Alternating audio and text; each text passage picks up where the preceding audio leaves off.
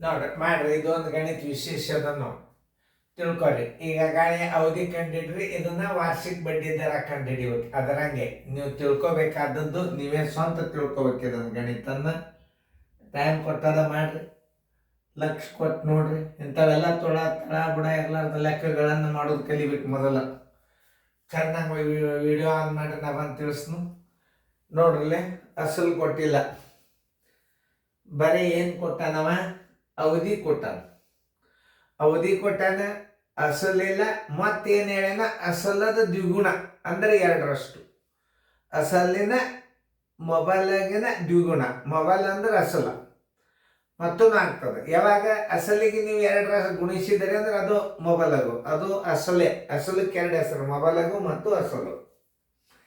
ಇಲ್ಲಿ ಒಂದು ಮೊಬೈಲಾಗು 5 ವರ್ಷಗಳಲ್ಲಿ ದ್ವಿಗುಣಗೊಂಡರೆ ನೋಡು. ಅವಧಿ ಬರೋಬರಿ 5 ವರ್ಷ. ಅವಧಿ ಬರೋಬ್ಬರಿ 5 ವರ್ಷ. ಅಸಲು ಕೊಟ್ಟಿಲ್ಲ, ಅಸಲು ಬರೋಬ್ಬರಿ 100 ಆಗಿರಲಿ. 100 ಆಗಿರಲಿ.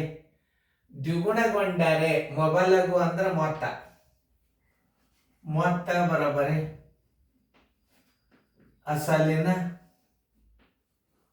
ಅಸಲು ಗುಂಡ್ಲೆ ದ್ವಿಗುಣ ಅಂದರೆ 2 ಬರೋಬ್ಬರಿ. ಅಸಲು 100 ತಿಳ್ಕೊಂಡ್ರಿ, ದ್ವಿಗುಣ ಅಂದರೆ 2ರಲ್ಲಿ ಗುಣಾಕಾರ ಮಾಡ್ರಿ, 200 ರೂಪಾಯಿ ಆಯ್ತು. ಓಕೆ. ಇನ್ನು ಕೇಳಿದ್ದೇನು? ಬಡ್ಡಿ ದರ, ಶೇಕಡಾ ಬಡ್ಡಿ ದರ. ಶೇಕಡಾ ಬಡ್ಡಿ ದರ ಬರೋಬ್ಬರಿ ಎಷ್ಟು? ಬಡ್ಡಿ ದರ 100 ಗುಂಡ್ಲೆ 1 ಗುಂಡ್ಲೆ ಬಡ್ಡಿ ತಕ್ಕೋಬೇಕಾಗ್ತದೆ ನೀವು. ಬಡ್ಡಿ ಬರೋಬ್ಬರಿ, ಬಡ್ಡಿ ಅಂದ್ರೆ ಒಂದೇ, ಸರಳ ಬಡ್ಡಿ ಅಂದ್ರೆ ಒಂದೇ. ಮತ್ತ ಮೈನಸ್ ಅಸಲು,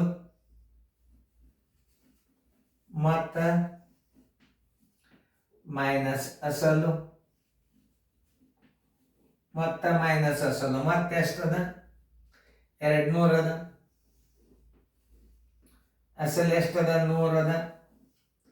ಬರೋಬ್ಬರಿ ಬಡ್ಡಿ ಎಷ್ಟಾಯ್ತು? 100 ಆಯ್ತು. ಬಡ್ಡಿ ಬರೋಬ್ಬರಿ ಎಷ್ಟಾಯ್ತು? 100 ರೂಪಾಯಿ ಆಯ್ತು.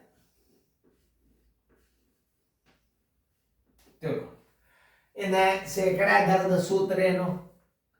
ಆದ್ದರಿಂದ ಶೇಕಡಾ ದರ ಬರೋಬ್ಬರಿ 100 ಗುಂಡ್ಲೆ 1 ಗುಂಡ್ಲೆ ಬಡ್ಡಿ ಸರ್ವಾಸ್ ಬಾಗ್ಲೆ ಅಸಲು ಗುಂಡ್ಲೆ ಅವಧಿ